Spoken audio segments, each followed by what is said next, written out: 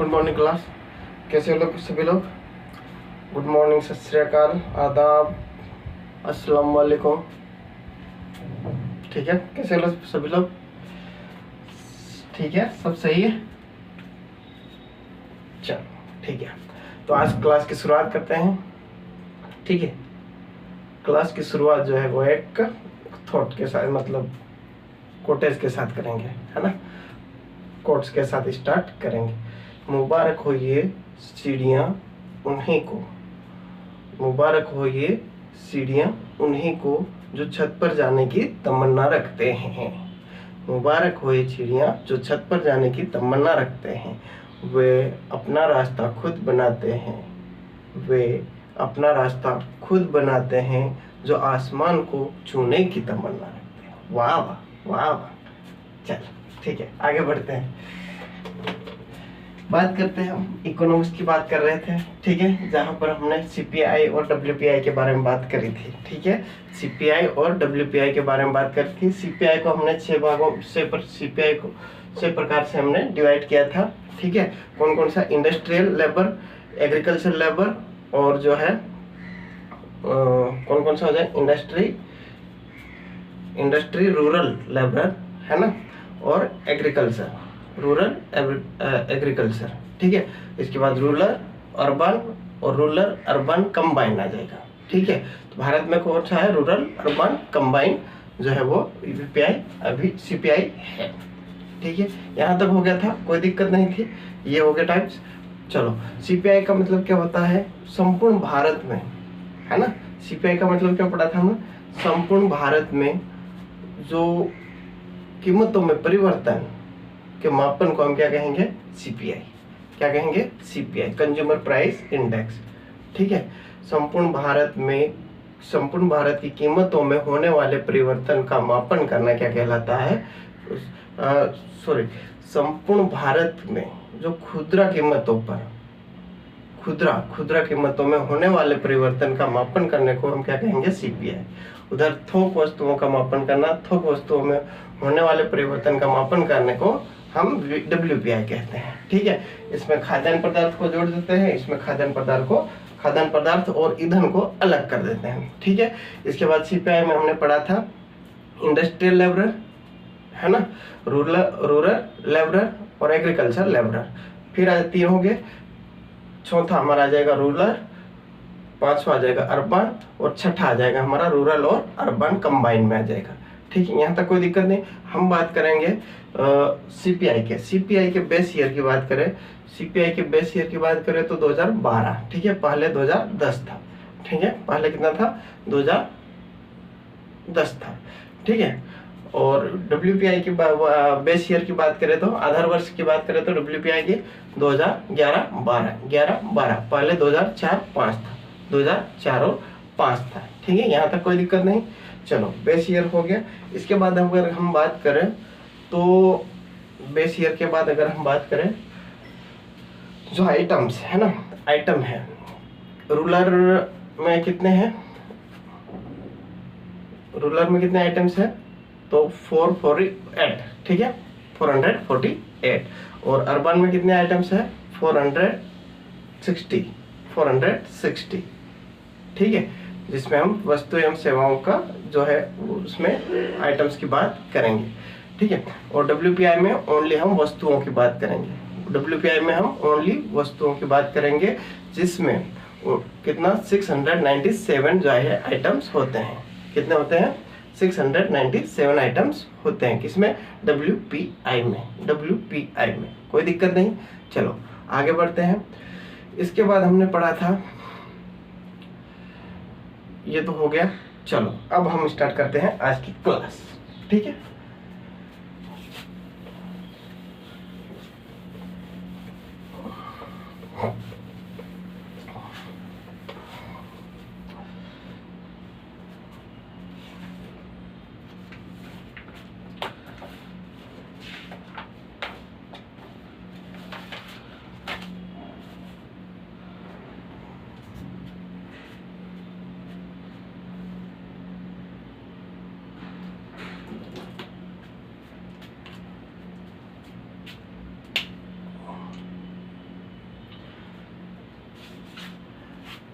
CPI में items या मंदो जिसको बोलते हैं का वर्गीकरण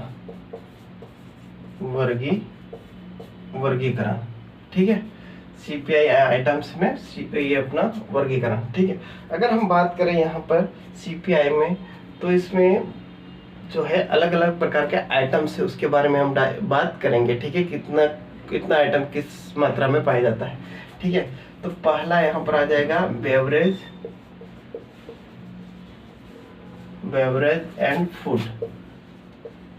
ये लगभग 48% जो है वो पाया जाता है, 48.86% के समथिंग, ठीक है। इसके बाद हम बात करते हैं पान, तंबाकू व अन्य नशीले पदार्थ जो है कितना परसेंट है, 2%। कितना है, 2%, ठीक है। अगर बात करते हैं हम यहाँ पर थर्ड, ठीक है। सीपीआई में हम आइटम्स के बारे में, उसका वर्गीकरण किस प्रकार से, कौन कौन सी चीजें इसमें आती है, उसके बारे में डिस्कशन कर रहे हैं, ठीक है। ये हो गया। इसके बाद हम बात करते हैं यहाँ पर क्लोथिंग एंड फुटवेयर, कपड़ों, क्लोथिंग एंड फुटवेयर,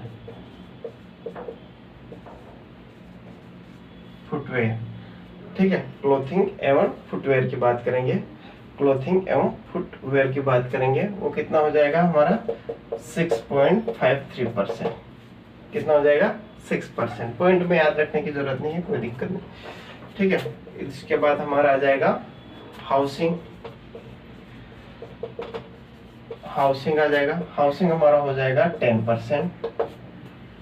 चलो ध्यान से देखना। बेवरेज एंड फूड मतलब जो खाने की चीजें हैं वो कितना पॉइंट हो जाएगा, 48.86% हो जाएगा। पान, तंबाकू, अन्य नशीले पदार्थ कितना, 2%, है ना। क्लोथिंग एंड फुटवेयर यानी कि कपड़े पहनना या चप्पल पहनना, जूते जो है वो 6.6%, ठीक है। हाउसिंग आवासीय घर वाला 10%, ठीक है। आवास वाले आइटम कितने हो जाएंगे, 10%, ठीक है। यहाँ तक कोई दिक्कत नहीं, 4 हो गए हमारे। चलो आगे देखते हैं। हाउसिंग के बाद जो है फ्यूल और लाइट, है ना। 5वां हमारा क्या हो जाएगा, फ्यूल एंड लाइट, ईंधन और प्रकाश। कितना हो जाएगा हमारा, 6%। कितना हो जाएगा, 6%। और मिसलेनियस, मिश्रित सारी चीजें कर दे तो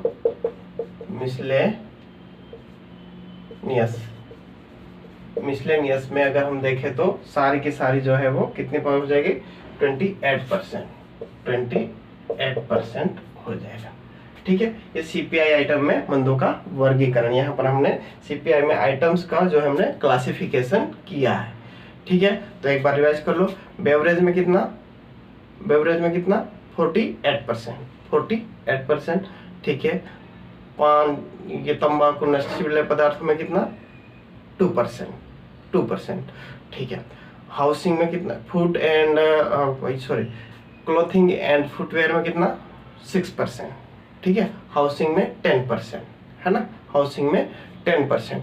अगर बात करें हम आगे क्या है, नेक्स्ट क्या है, हाउसिंग के बाद फ्यूल एंड लाइट 6%, मिसलेनियस 28%, ठीक है। यहाँ तक कोई दिक्कत नहीं। चलो आगे देखते हैं। अब हम बात करेंगे यहाँ पर WPI के मंदों का वर्गीकरण, ठीक है। चलो ये हो गया।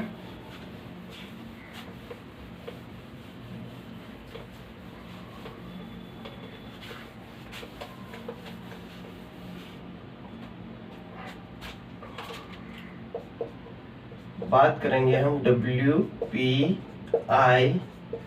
के मंदों या आइटम का वर्गीकरण देखेंगे, ठीक है। मंदों का वर्गीकरण, ठीक है, मंदों का वर्गीकरण। बात करते हैं यहाँ पर हम सबसे पहले, ठीक है, बात करते हैं प्राइमरी आर्टिकल, प्राइमरी आर्टिकल, ठीक है। इसमें खाद्य पदार्थ जैसे फल, खाद्य पदार्थ जैसे अनाज हो गया, ठीक है, फल हो गया, सब्जियां हो गई, इसमें प्राइमरी आर्टिकल में ये आता है। और ये जो रहता है वो कितना रहता है, 22%, 22.6% रहता है। प्राइमरी आर्टिकल में अनाज, फल, सब्जियां, सारी चीजें आ जाएगी, ठीक है, जो भूमि से रिलेटेड है। कितना, 22% जो है वो आ जाएगी, ठीक है। बात करते हैं हम अगला, ठीक है। अगला जो हमारा क्या है, fuel and electric power, fuel and electric power, fuel and electric power, fuel and electric power, ये हमारा हो जाएगा 13%, 13.15%, ठीक है, 15%। Fuel and electric power, fuel and electric power, ठीक है। अगला आ जाएगा हमारा मैन्युफैक्चरिंग, पुनर्निर्माण, मैन्युफैक्चरिंग प्रोडक्ट, ठीक है। मैन्युफैक्चरिंग प्रोडक्ट का कितना आ जाएगा, 64%, 23%, ठीक है। यहाँ तक कोई दिक्कत नहीं। देखो, हमने सीपीआई के बारे में पढ़ा। सीपीआई के मंदो आइटम में हमने क्या पढ़ा, बेवरेज, फुटवेयर और क्लॉथ, है ना, तंबाकू, नशीले पदार्थ के बारे में। इसके बाद हमने पढ़ा हाउसिंग के बारे में। हाउसिंग के बाद हमने पढ़ा था लाइट एंड फ्यूल के बारे में और मिसलेनियस, मिश्रित, ठीक है, आइटम के बारे में। सीपीआई के मापदंड आइटम के बारे में हम वर्गीकरण कर रहे हैं। तो प्राइमरी आर्टिकल में अनाज, फल, सब्जियां 22.6%, है ना, 22.6%। या फ्यूल और इलेक्ट्रिक पावर की बात करें 13.15%, है ना। मैन्युफैक्चरिंग प्रोडक्ट 64.23%, ठीक है, कोई दिक्कत नहीं है यहाँ पर। चलो, ये हो गया। इसके बाद हम बात करते हैं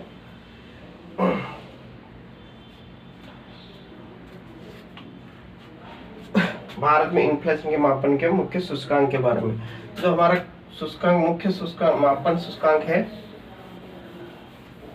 सूचकांक है वो कंबाइन है। कौन सा है, कंबाइन वाला, जो लास्ट में हमने पढ़ा था, रूरल एंड अर्बन वाला, ठीक है। 6th नंबर में जो लास्ट में है ना, 6th नंबर में हमने कौन कौन सा पढ़ा था, इंडस्ट्रियल लेबरर और रूरल और एग्रीकल्चर, ठीक है, रूरल अर्बन और रूरल अर्बन कंबाइन वाला, ठीक है, वो लास्ट वाला, ठीक है, उसके बारे में हमने बात करी थी। तो इंडिया का कैसा है, वही वाला है जो, चलो पॉइंट टू पॉइंट मेथड की बात करेंगे। पॉइंट टू पॉइंट मेथड के बारे में हम बात करेंगे।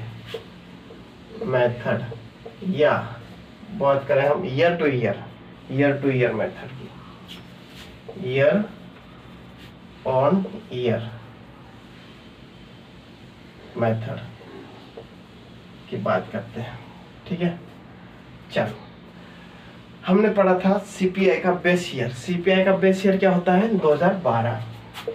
सीपीआई का जो बेस ईयर है वो कितना है, बेस ईयर कितना है, 2012, ठीक है, 2012 सीपीआई का। और डब्ल्यू पहले कितना, 2010 था, ठीक है।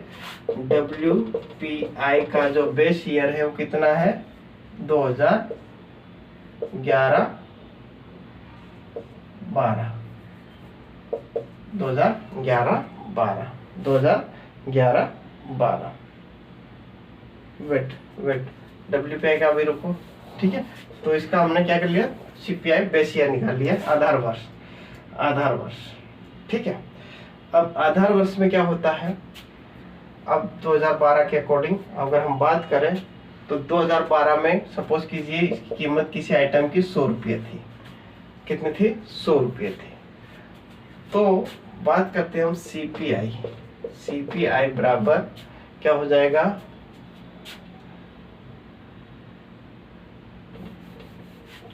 सपोज कीजिए 2023 और 24 के बारे में बात करते हैं ना। जुलाई 2023 है ना, और जुलाई 2024 में, ठीक है।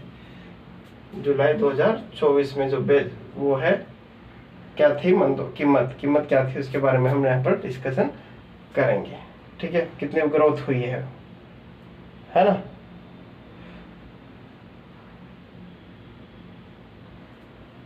ये हमारा क्या हो जाएगा, आधार वर्ष और ये वर्तमान मूल्य देखते हैं, है ना, वर्तमान मूल्य, ठीक है। अब इसका फार्मूला क्या आता है, CPI बराबर P1 बटा P0 गुणे 100, ठीक है। ये फार्मूला हो गया।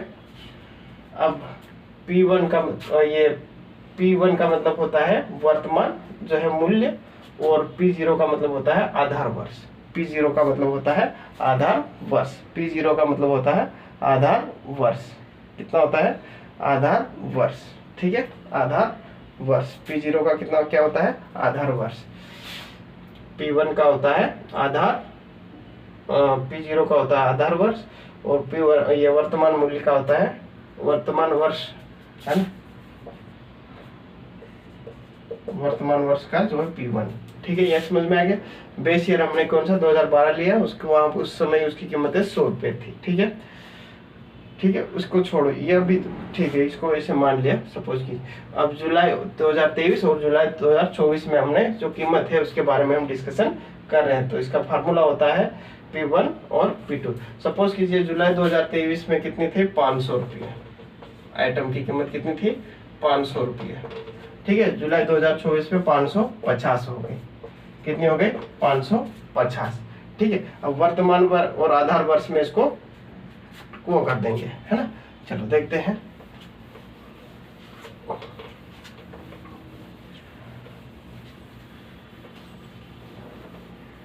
चलो वर्तमान हमारा वर्ष कौन सा था? CPI, ठीक। वर्तमान वर्ष कौन सा था हमारा? जुलाई 2024 जो कि 550 था, ठीक है। आधार वर्ष कौन सा था? जुलाई 2023 500 जो कि 500 था। कितना था? 500 गुणे 100, ठीक है। ये हो गया। चलो इसको कट कर दो, तो 1 2 3 4, ठीक है।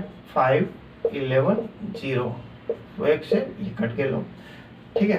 तो हम ग्रोथ देखेंगे, वो कितनी देखेंगे? 10% जो है वो ग्रोथ हुई है। 2023 और 2024 के बीच में कितनी ग्रोथ हुई है? 10% जो है वो ग्रोथ हुई है। 10% ग्रोथ हुई है। 10% ग्रोथ हुई है। कितनी हुई है? 10% ग्रोथ हुई है। ये समझ में आ गया? कोई नहीं, पॉइंट टू पॉइंट हमने सबसे पहले क्या किया, एक बेस ईयर लिया 2012 वाला, ठीक है। 2012 को छोड़कर हमने एक बेस ईयर ले लिया, अपने हिसाब से मान लिया, अपने हिसाब से 2023 और 2024 ले लिया। जुलाई 2023 को हमने बेस ईयर माना और 2024 को हमने वर्तमान ईयर माना, ठीक है। तो 2023 का जो है कीमत कितनी थी उस समय की कीमत कितनी थी? 500 रुपये। अभी 2024 में बढ़कर 550 हो गए। तो वर्तमान और आधार बेस पर हमने क्या कर दिया, यहाँ पर ये कीमतों को बढ़ाकर ये उसमें कितनी वृद्धि हुई है उसका हमने जो है वो पूरा ग्रोथ निकाल ली है, ठीक है। यही है, बाकी कुछ नहीं है, ठीक है। चलो यहाँ तक कोई दिक्कत नहीं है। आगे हम बात करते हैं डिफ्लेक्टर की, GD डिफ्लेक्टर की। GD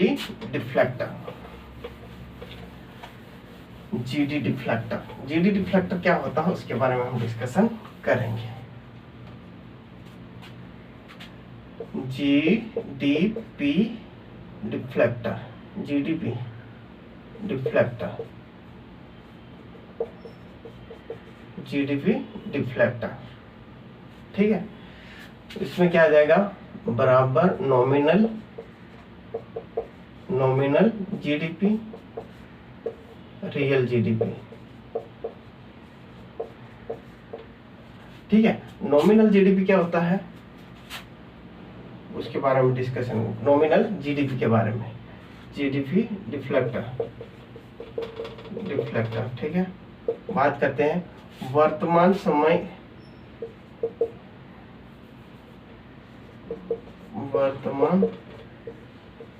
वर्ष का उत्पादन तथा वर्तमान वर्ष की कीमतें।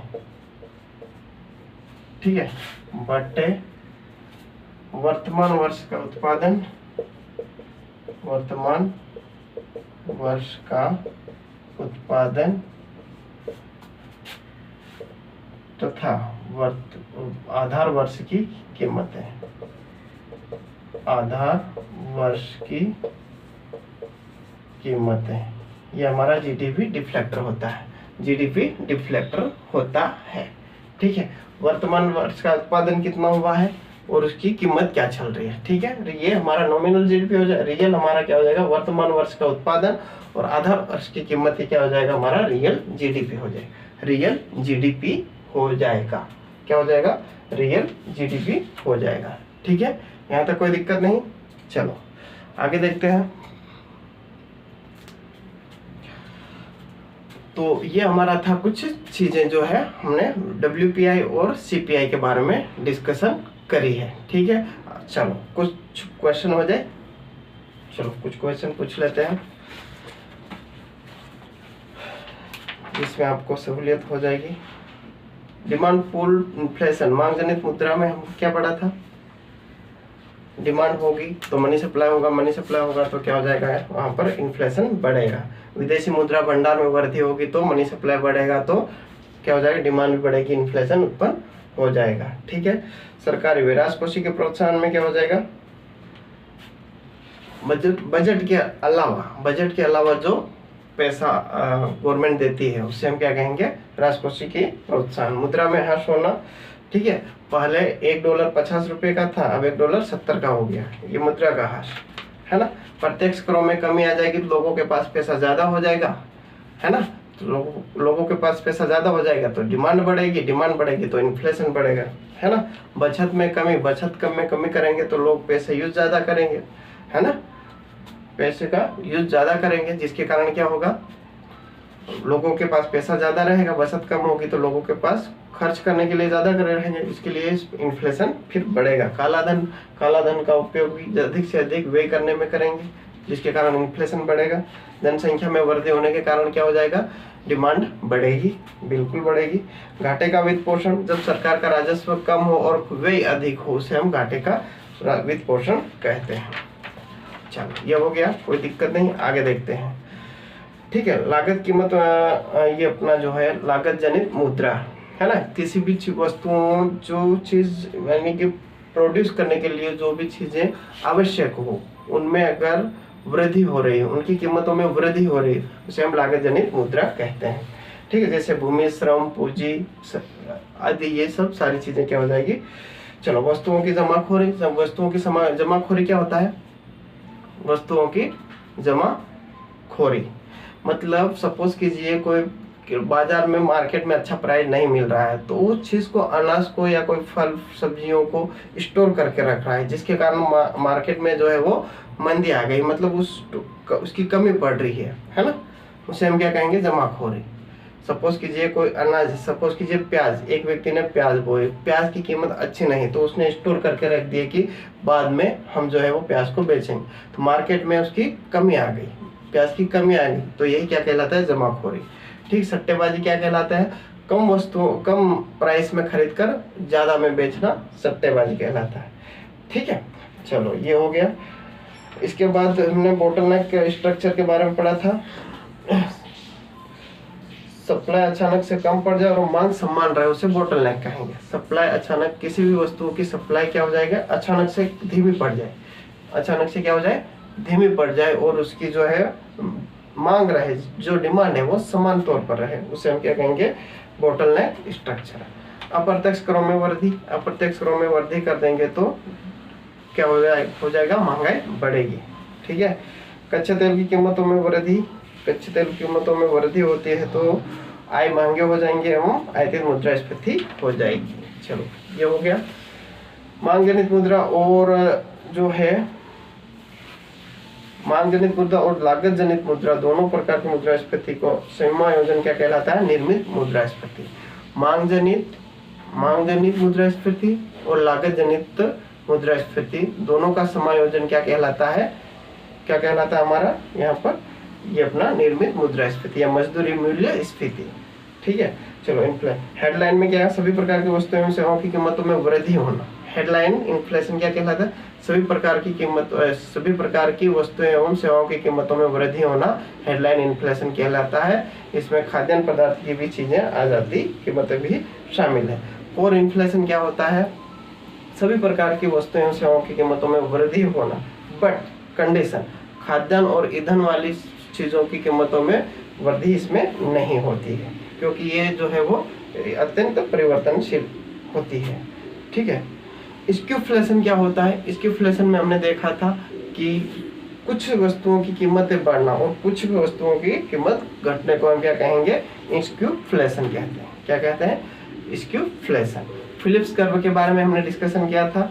इस सिद्धांत को एवी फिलिप्स ने दिया था। इसमें मुद्रास्फीति और बेरोजगारी के बीच में नेगेटिव संबंध को दर्शाया गया है। किसको, नेगेटिव संबंध को दर्शाया गया है, कोई दिक्कत नहीं। चलो इन्फ्लेशन में सीपीआई कंज्यूमर, ये तो हमने पढ़ा है ना। खुदरा कीमतों में होने वाले परिवर्तन का मापन करने को हम क्या कहेंगे, यहाँ सीपीआई कहेंगे। थोक कीमतों